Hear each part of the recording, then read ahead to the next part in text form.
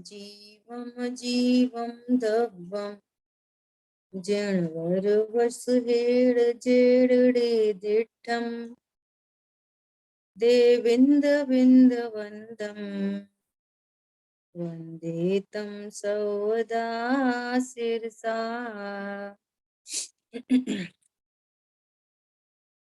द्रव्य संग्रह जी ग्रंथ, और इस ग्रंथ में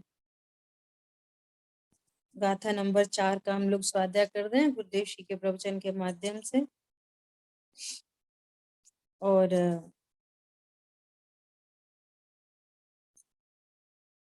इसमें लास्ट पैराग्राफ पे अपनी कल चर्चा हो गई। सबसे आखिरी में देखते हैं। देखिए, तत्व ज्ञान करने से केवल दर्शन हो जाना कहा।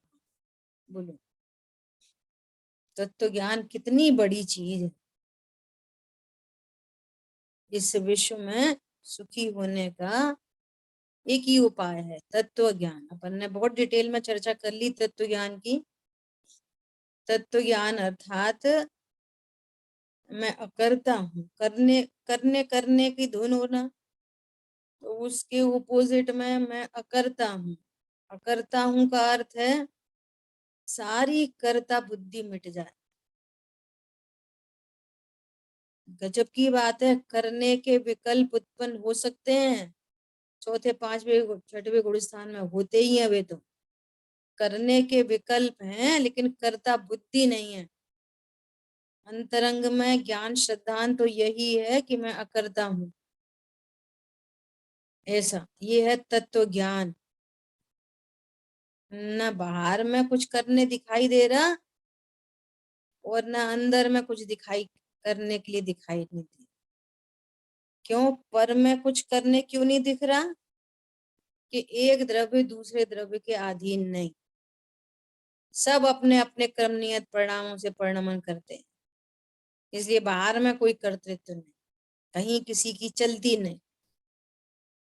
इंद्र नरेंद्र धरणेन्द्र एक पर्याय को आगे पीछे करने में समर्थ नहीं। तो उधर बाहर की ओर से ज्ञान शांत हुआ और अंतरंग में द्रव्य परिपूर्ण है, अविनाशी है। तो उसमें क्या करना है?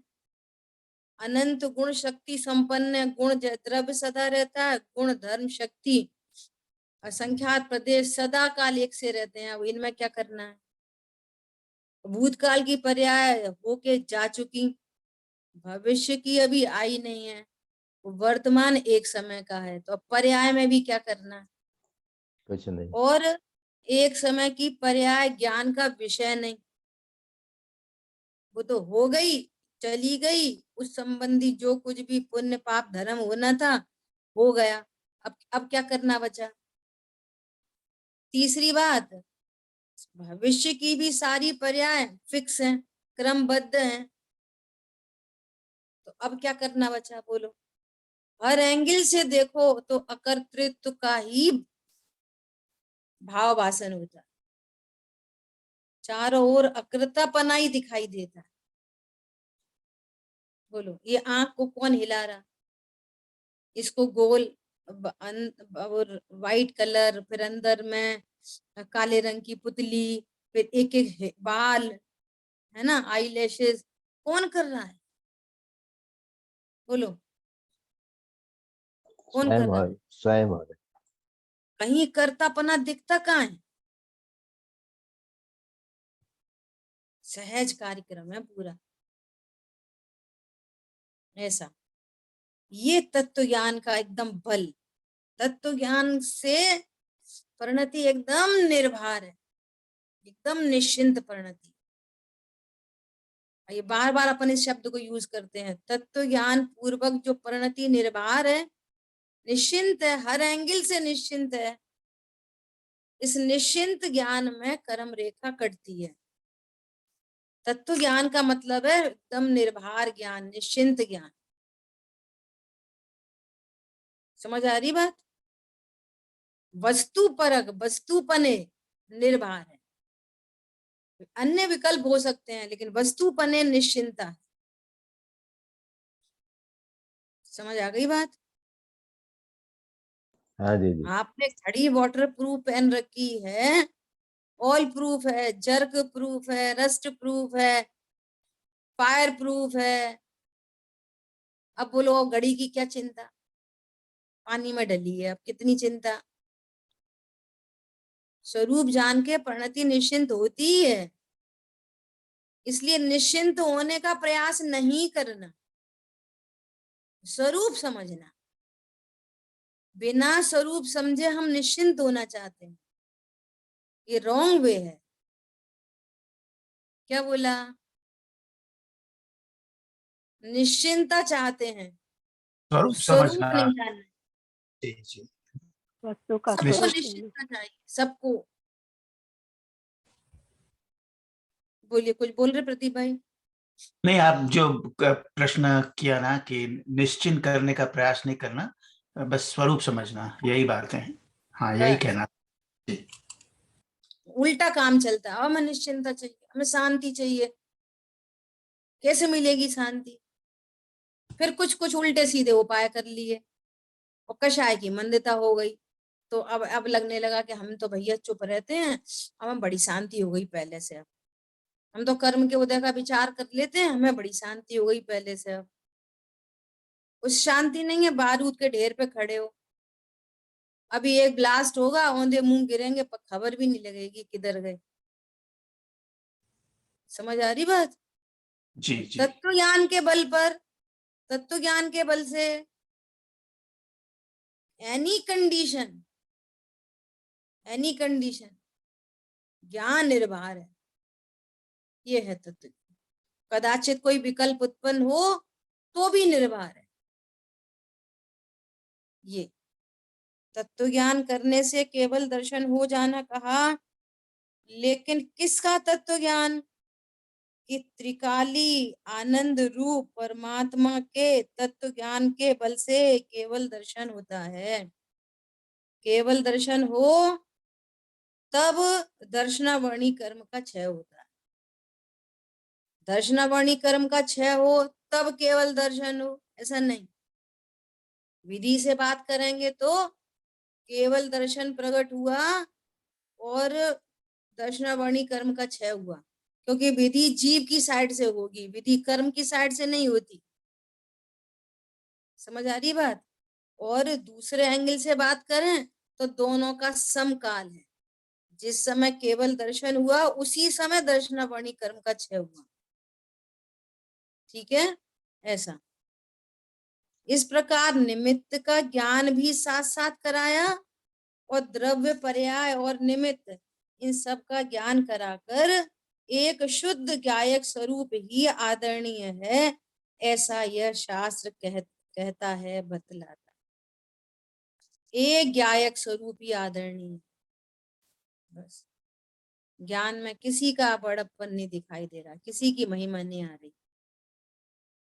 हाँ, देवशाल गुरु की महिमा आती है क्योंकि उन्होंने हमें गायक बताया, इसलिए उनकी महिमा आती है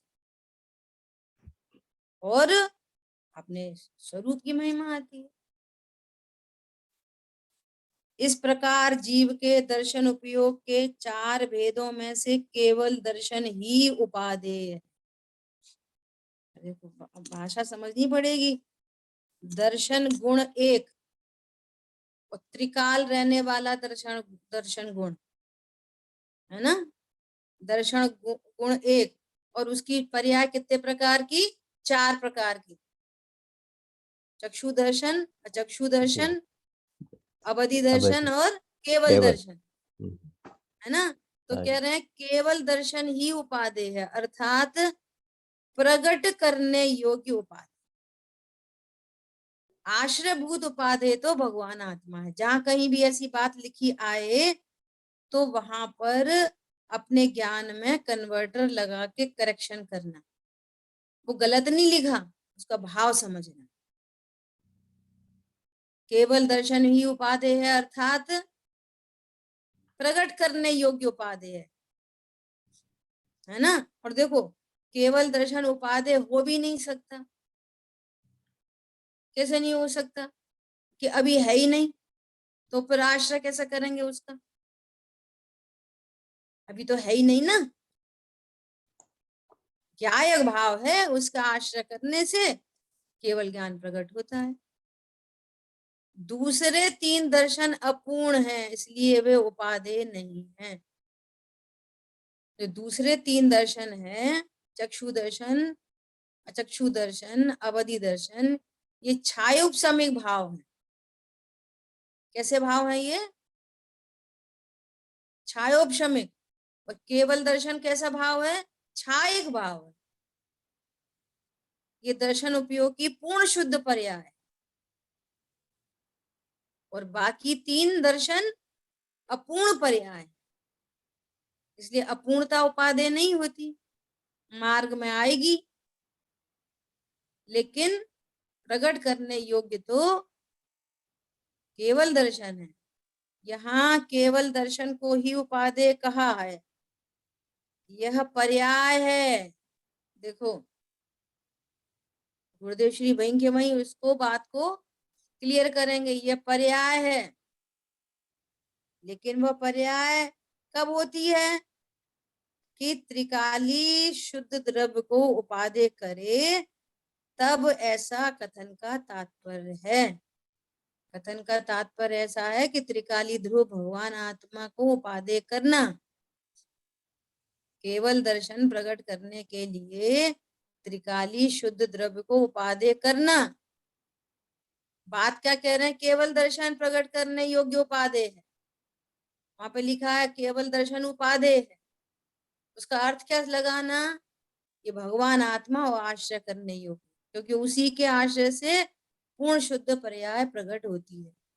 अनंत गुणों की अनंत शुद्ध पर्याय त्रिकाली ध्रुव भगवान आत्मा के आश्रय से उत्पन्न होती है।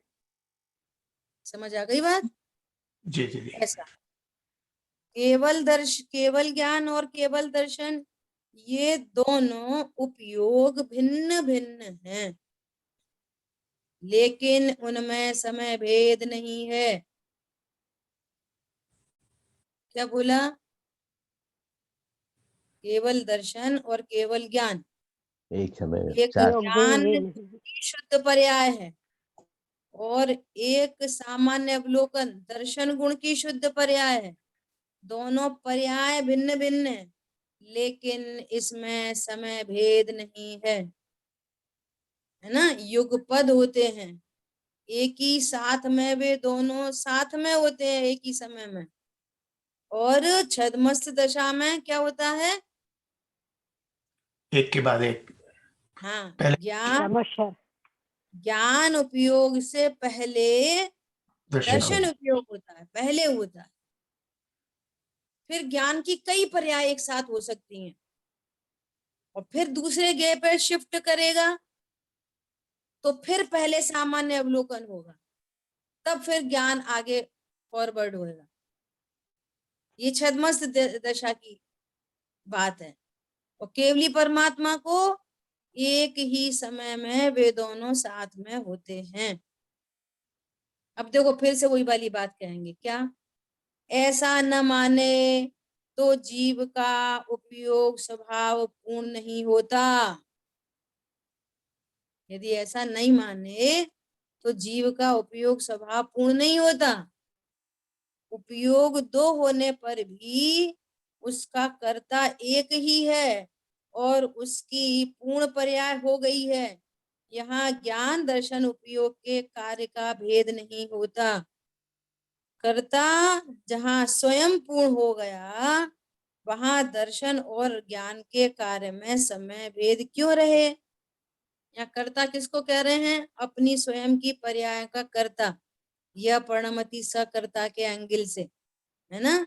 जीव भगवान आत्मा कर्ता, तो कह रहे हैं कि जब वो स्वयं पूर्ण है, अब कोई अपूर्णता नहीं बची, तो सारी पर्याय भी कैसी होने वाली हैं?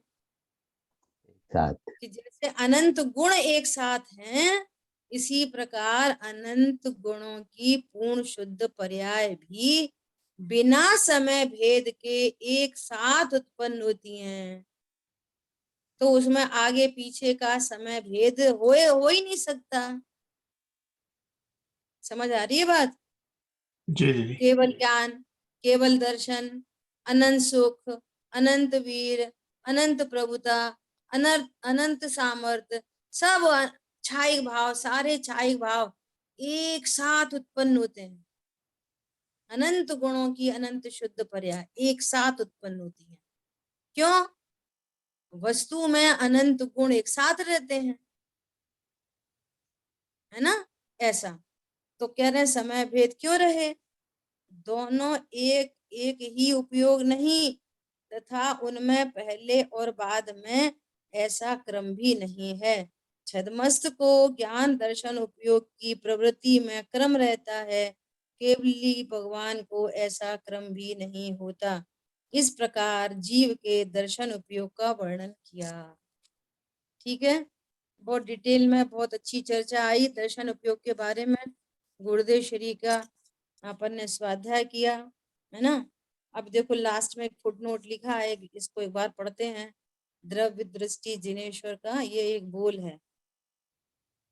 प्रचुर आनंद के वेदन में झूलते हुए संत कहते हैं कि जब जिनेश्वर देव ने सर्व अध्यवसान छुड़ाए हैं, तब हम ऐसा मानते हैं कि पर जिसका आश्रय है, ऐसा व्यवहार ही सारा छुड़ाया है। देखो, जब सर्वज्ञ देव ने सर्व ही अध्यवसान छुड़ाए हैं, तब हम ऐसा मानते हैं कि पर जिसका आश्रय है, वो सारा ही व्यवहार छुड़ाया। देखो क्या कह रहे हैं, देव शास्त्र गुरु की श्रद्धा के राग के परिणाम में पर का संबंध है, स्व का संबंध नहीं है। जो तुझ में नहीं है और तूने अपना माना है, वह नितांत मिथ्या भाव। देव शास्त्र गुरु का ज्ञान होना, उनकी श्रद्धा होना, उनके प्रति बहुमान होना, राग होना, ये अलग बात है। परंतु उनमें कोई स्वामी संबंध बनाना, क्या कह रहे हैं, ये मिथ्या भाव। इसलिए भगवान ने पर वस्तु की एकत्व बुद्धि छुड़ाई है। तो हम संत ऐसा मानते हैं कि दया, दान, व्रत आदि पर के आश्रय रूप दूसरा जितना व्यवहार है, वह सभी भगवान ने छुड़वाया है। क्या कह रहे हैं, पर का लक्ष्य ही छुड़ाया है। क्यों?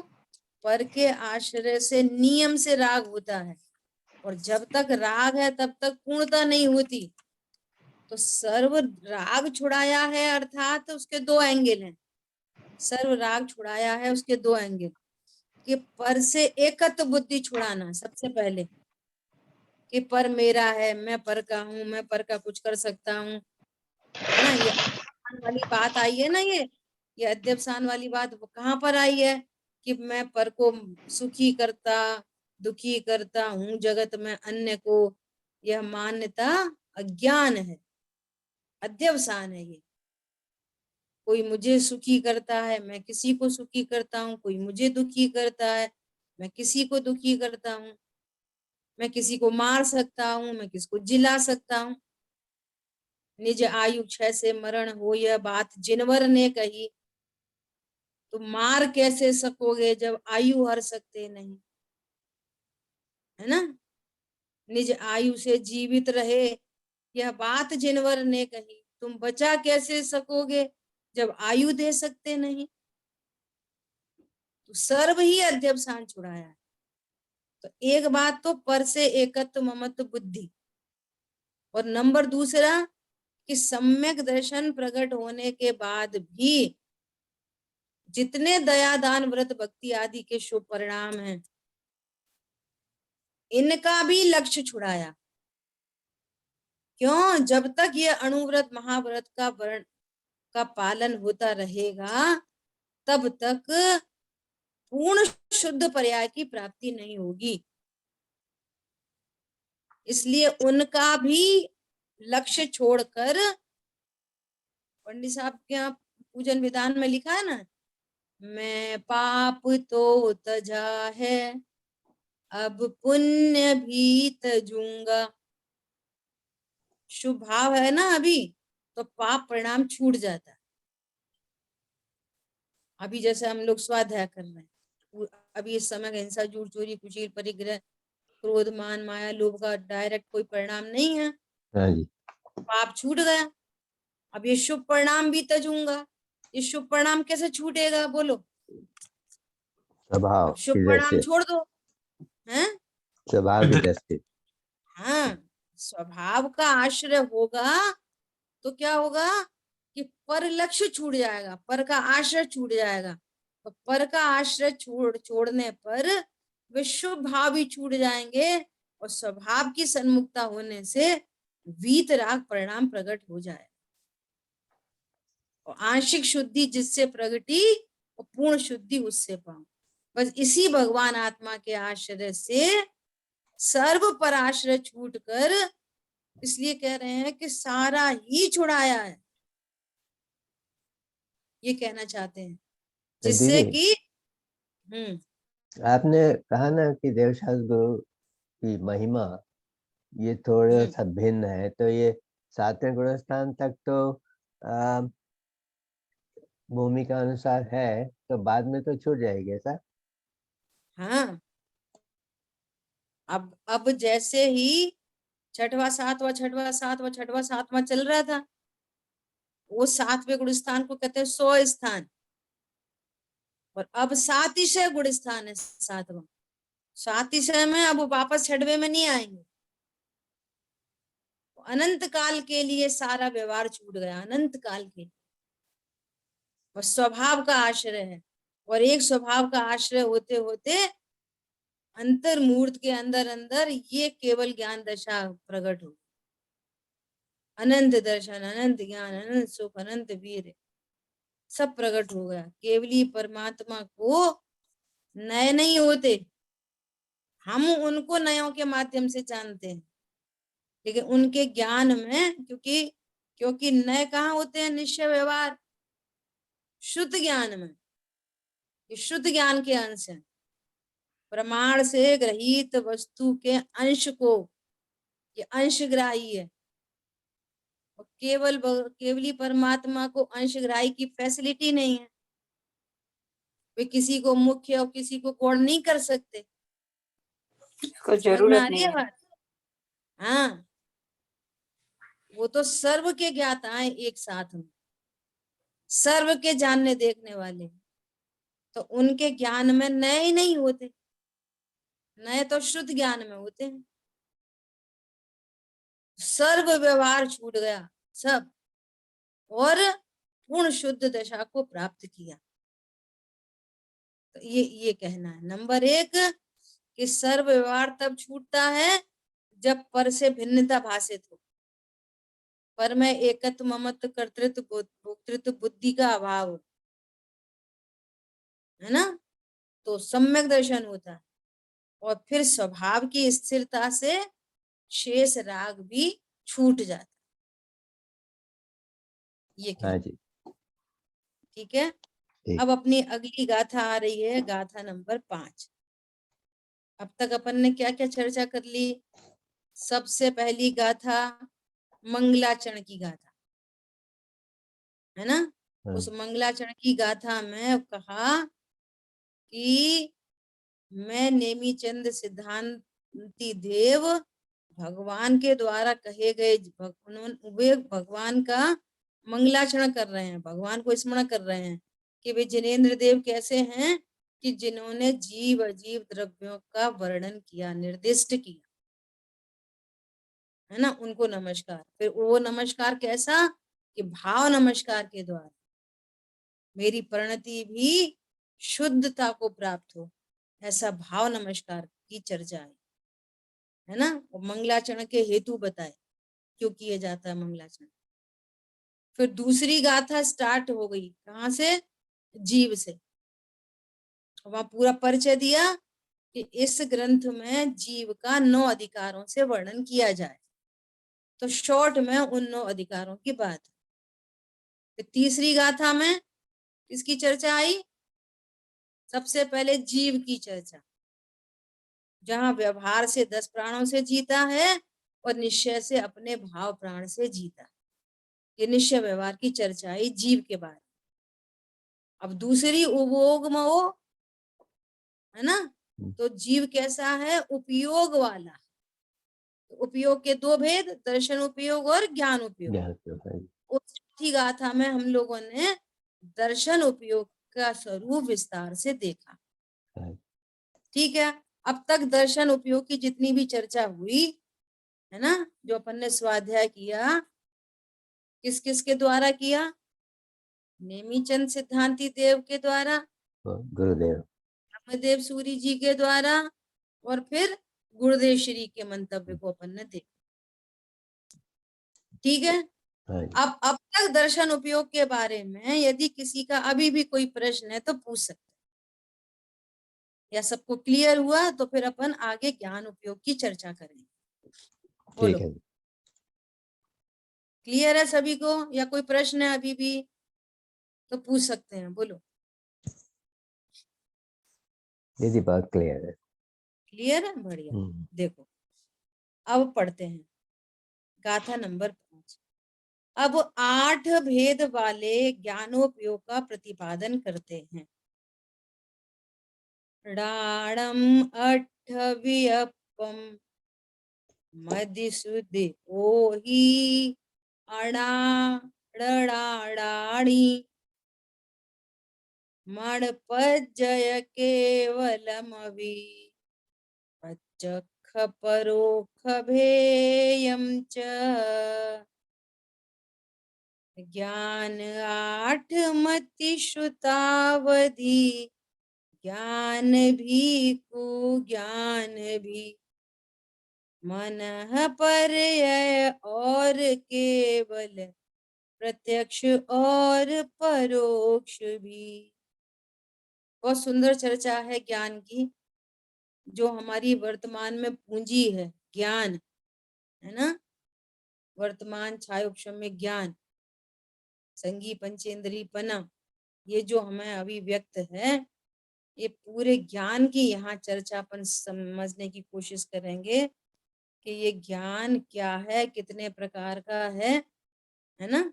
देखो गाथा, कुमति कुश्रुत कुअवधि, मति श्रुत अवधि मन पर्य केवल ज्ञान।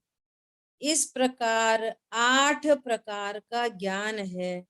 इसमें भी प्रत्यक्ष और परोक्ष रूप भेद है। ज्ञान कितने प्रकार का है? 8 प्रकार का। कुमति कुश्रुत कुअवधि, ये 3 कुसंज्ञा वाले, अर्थात ये विपरीत ज्ञान है, अज्ञान रूप भाव है, मिथ्या ज्ञान रूप भाव है। जो कहना कुमति कुश्रुत कुअवधि, है ना, और मति शुद्ध अवधि मना पर है केवल ज्ञान, ये पांचों ज्ञान सम्यक ज्ञान। ये पांचों ज्ञान कैसे हैं? सम्यक ज्ञान। शुरू के जो 3 ज्ञान हैं ये सम्यक और मिथ्या दोनों प्रकार के होते हैं, लेकिन मन पर और केवल ज्ञान ये हमेशा सम्यक ही होते हैं, ये मिथ्या नहीं होते। मन पर ज्ञान मुनिराजों को होता है, और वो भी सर्व मुनिराज को नहीं, किसी किसी मुनिराज को ये रिद्धि प्रकट होती है मना पर ज्ञान। और केवल ज्ञान तो केवल ज्ञानी परमात्मा को होता है। तो इस प्रकार से ये ज्ञान गुण की 8 प्रकार की पर्याय हैं। जैसे वहां पे दर्शन गुण, और दर्शन गुण की 4 प्रकार की पर्याय, ऐसे यहाँ पर ज्ञान गुण सदा एक रूप रहने वाला त्रिकाली ज्ञान गुण कैसा है? सदा शुद्ध त्रिकाल एक रूप रहने वाला ज्ञान गुण, ज्ञान गुण की पर्याय कितने प्रकार की हो सकती हैं? 8 प्रकार। ठीक है। हम्म, अब ज्ञान 8 प्रकार का है। टीका, इन 8 भेदों में मति, शुद्ध, अवधि, ये 3 मिथ्यात्व के उदयवश विपरीत अभिनिवेश रूप अज्ञान है, और वे ही शुद्धात्मादि तत्व के विषय में विपरीत अभिनिवेश रहित पने का कारण सम्यक दृष्टि जीव को सम्यक ज्ञान है। देखो, आपसे प्रश्न है कि सामने पड़ी है रस्सी और हमको दिख रही है सांप, तो ये सुमति है कि कुमति? अज्ञान बोलो। खाली, अज्ञान हैं? है। सच्चा ज्ञान नहीं, खाली अज्ञान है। उसको कुमति किशोमति में नहीं आते नहीं। हाँ, समझ में आई बात? हम्म, सुमति और कुमति का संबंध उन पर पदार्थों से नहीं है। किससे संबंध है? देखो, नीचे ही लिख, शुद्धात्मादि तत्वों के विषय में, 7 तत्वों के विषय में जिसको विपरीत अभिनिवेश है, 7 तत्वों के विषय में, वो ज्ञान कुमति, कुश्रुत, को अवधि है। रस्सी का सांप तो सम्यक दृष्टि को भी दिख सकता है। सम्यक दृष्टि है, सम्यक ज्ञानी है, सुमति सुश्रुत ज्ञान का धारी है, और उसको भी ऐसा लग सकता है कि अरे ये तो सांप है, और भयभीत हो जाए, तो उसको उसको कुसंज्ञा नहीं मिलेगी। समझ में आ रही है? सु और कु का रिलेशन किससे है? आत्मा से।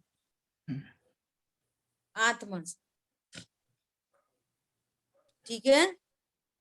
दीदी, देखो इसी, हाँ दीदी यहाँ आपने ये कहा, तो आप थोड़ा संशय, विभ्रम और अनध्यवसाय, इसमें क्या फर्क है? कब हम संशय करते हैं, उसका थोड़ा थोड़ा।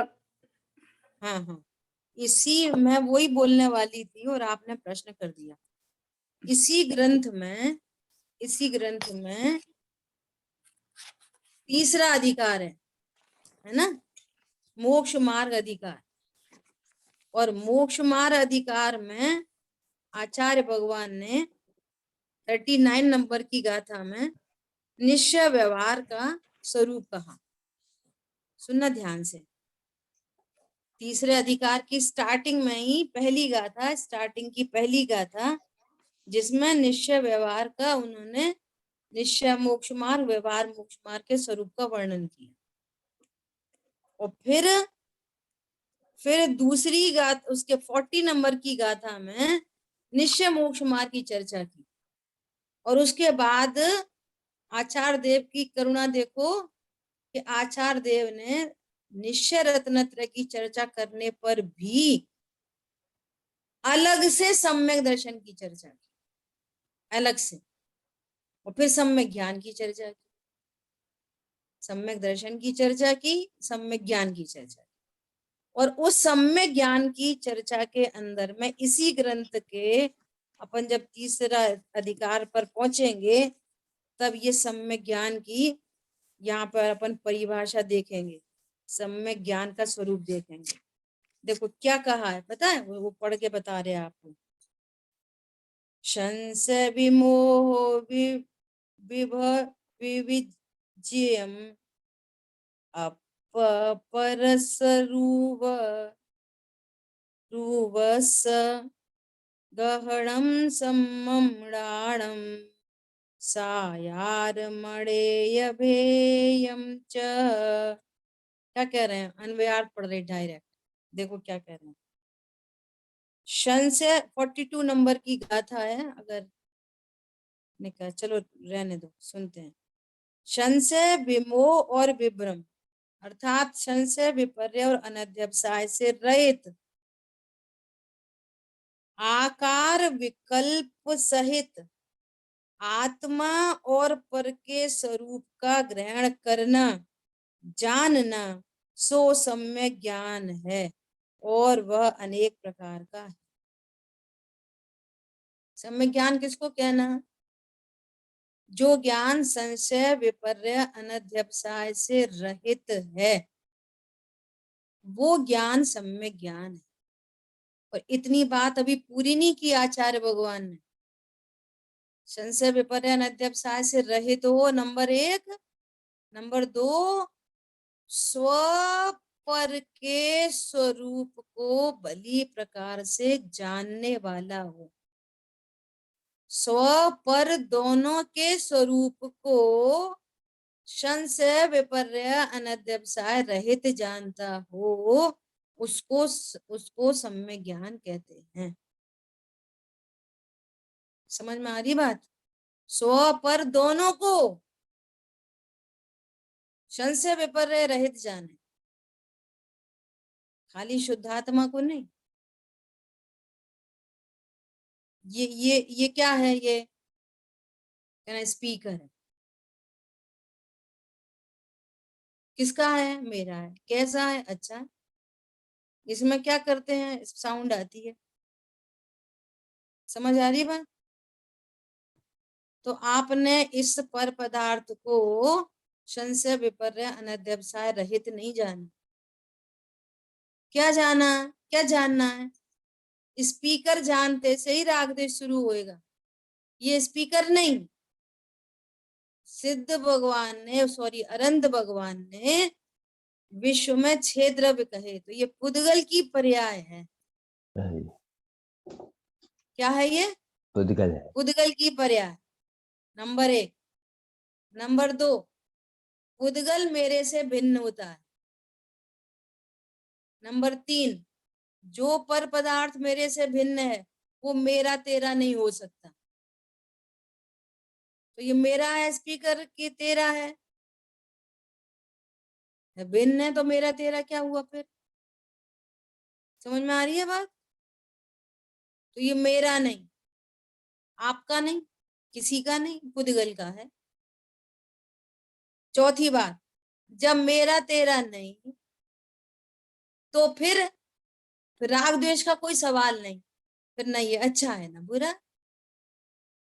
समझ आ गई बात? इस ज्ञान को कहते हैं संशय विपर्य रहित अनध्यवसाय रहित जानना। पर को भी संशय विपर्य अनध्यवसाय रहित जानना और अपने को भी संशय विपर्य अनध्यवसाय रहित जानना। पॉइंट समझ में आया? नरक में सुख है कि दुख है? नरक तो नरक है, इसमें कुछ नहीं है। न सुख है न दुख है। नहीं, नरक का तो वर्णन किया है ऐसा, नरक में बहुत दुख है। प्रभु, नरक में 6 द्रव्य हैं। नरक में दुख की थैली नहीं लटक रही है। और दुख तो आत्मा की पर्याय है।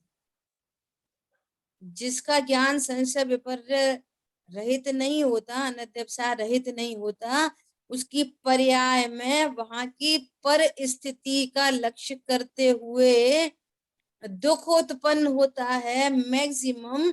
इसलिए कहा जाता है कि नरक में दुख है उपचार से।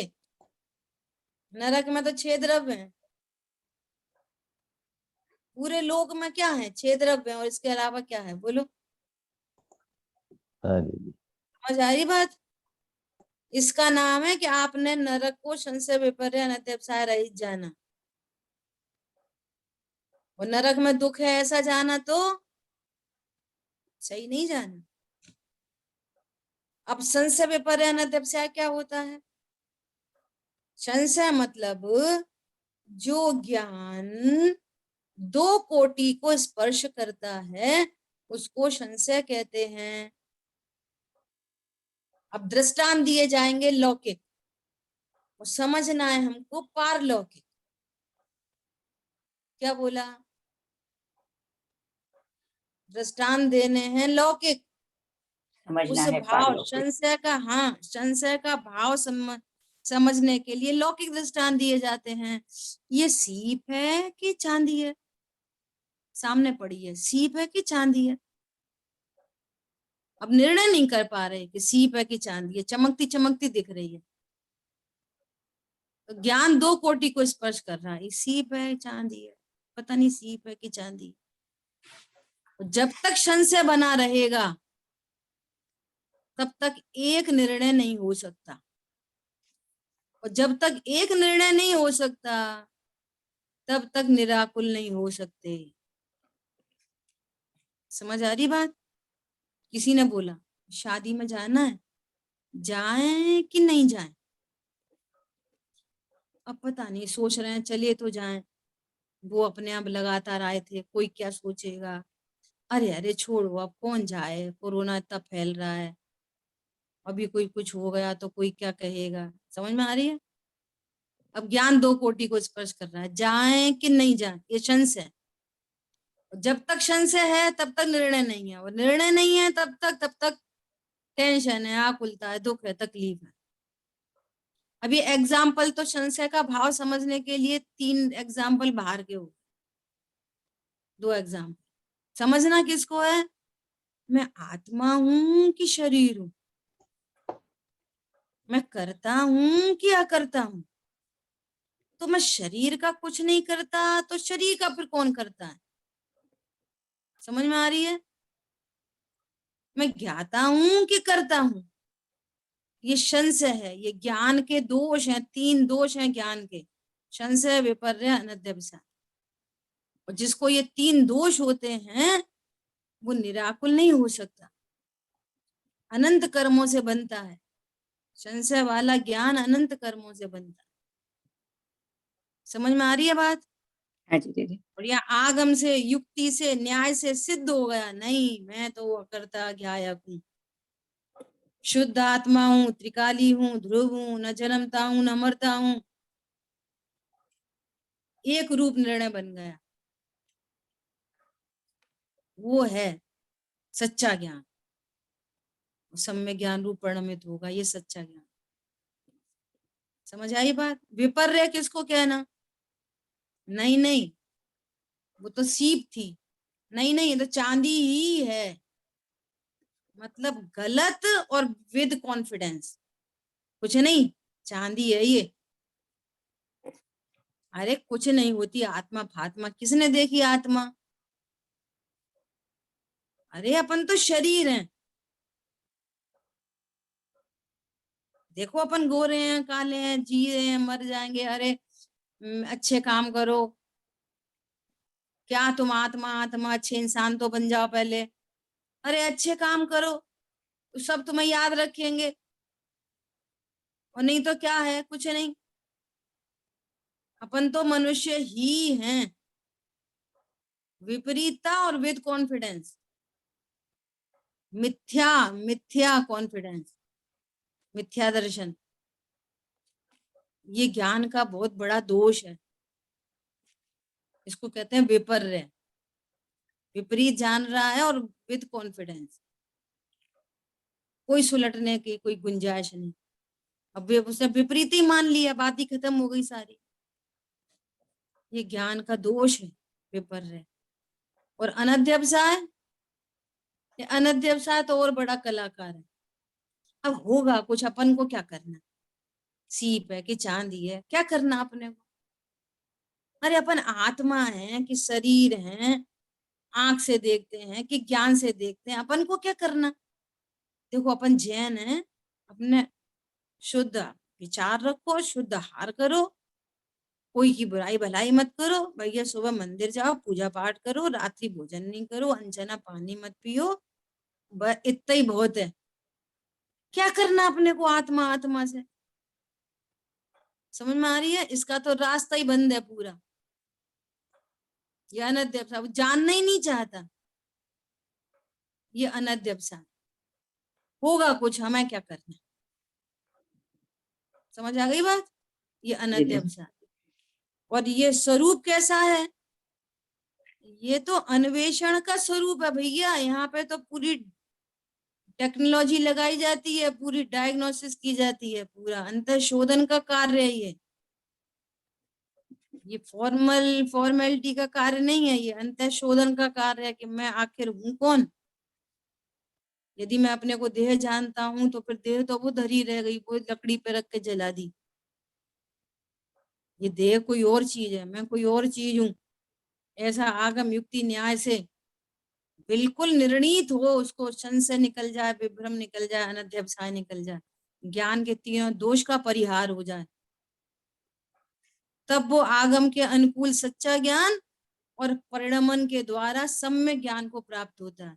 और सम्यक ज्ञान में तीनों प्रकार के दोष नहीं होते, स्व के बारे में भी और पर के बारे में भी। वो किसी को पर्याय दृष्टि से नहीं देखता, ये मैं कौन हूं कि मैं गायक हूँ, तो भाई साहब आपका घर कैसा है, अरे हमारा घर बहुत अच्छा है, हमने 3 कमरे, इसके लिए 1 कमरा, उसके लिए 1 विद्वान के लिए 1 हमारा स्वाध्याय भवन, और 1 हमने ऐसा, और 1 हमारा वैसा, और हमारे घर में बोरिंग का पानी, और हमारा ऐसा। प्रभु, घर का स्वामी उद्गल है कि आप हो? कैसा ज्ञान है ये? बोलो, घर का स्वामी कौन है? स्व पुद्गल है, पर पुद्गल है। विपर्य अनध्यवसाय रहित जाने, वो ज्ञान सम्यक ज्ञान है। बहुत सुंदर। कौन है घर का? रजिस्ट्री किसके नाम है? कुशल भाई, आपके घर की रजिस्ट्री किसके नाम है? मेरे नाम। हमारे नाम। समझ आ रही बात? हाँ जी।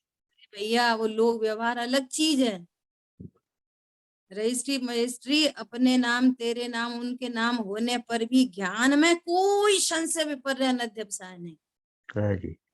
ये पुद्गल मेरा कभी हो सकता नहीं, ये वसुधा काऊ की ना भई। सामने देखते देखते तो हो गया। पहले हमारे बाबा ने जगह खरीदी, फिर चाचा का और पिताजी का बंटवारा हुआ, तो बीच में दीवार लग गई, बाबा चले गए, है ना। फिर चाचा भी चले गए और पिताजी भी चले गए, फिर पिताजी की रजिस्ट्री किसके नाम हो गई? बड़े भाई के नाम। अब घर किसका है? बड़े भाई का। फिर चाचा के घर में वो बड़े भाई भी शिफ्ट हो गए, घर बेच के। किसका घर? अब वो बड़े भाई बोल रहे हैं कि भैया अपने को तो कुछ नहीं करना, अपने को तो समाधि की तैयारी करनी है। अब वो घर किसके नाम? जितने लोगों ने अपने अपने नाम कहा, अपने सामने देखे देखे 3 पीढ़ियां तो चली गई, वो घर वो पड़ा है। समझ में आ रही है बात? घर किसका? बाबा का, पिताजी का, बड़े भाई का, छोटे भाई का, चाचा का, ताऊ का। किसका? किसी का नहीं। कौन है उसका स्वामी? वो प्रभु, यदि आप उसके स्वामी होते तो आपके साथ जाता। तुम जिसके स्वामी हो वो सब तुम्हारे साथ जाता है। समझ आई बात? हाँ दीदी, बहुत सुंदर। समय अपना हुआ है, शेष चर्चा अपन आगे करें। जिन वाणी के ज्ञान से सूझे लोकालोक, सो वाणी मस्तक नम सदा दे तुम दो। बोलिए द्वाशांगमयी जिनवाणी माता की जय। जय हो। जय हो। जय हो। जय जिनेन्द्र। जय जिनेन्द्र प्रभु। जय जिनेन्द्र।